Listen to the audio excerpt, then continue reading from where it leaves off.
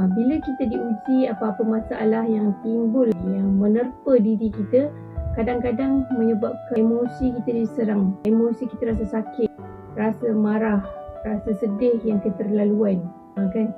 Bila orang buat sesuatu yang bertentangan dengan kehendak kita, sesuatu yang menyebabkan kita kecewa, orang aibkan kita, orang fitnah kita, yang menyerang emosi kita. Pertama sekali, kelebihan kalau kita sabar. Pertama, Allah ampunkan dosa kita. Kedua, Allah berikan kita pahala yang tak terkira nilainya, tak terkira nilai pahala yang Allah berikan kepada kita. Yang ketiga, Allah berikan kesejahteraan hidup kita di dunia dan di hari akhirat. Dan di hari akhirat, klimaksnya Allah Ta'ala berikan kita syurga kalau kita sanggup untuk sabar ketika kita diuji.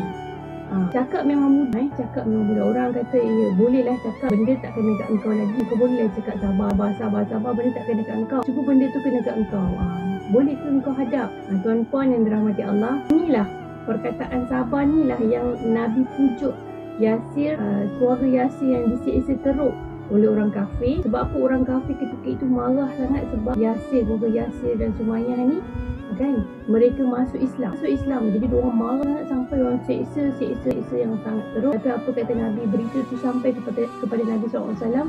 Nabi cakap, bagimu syurga.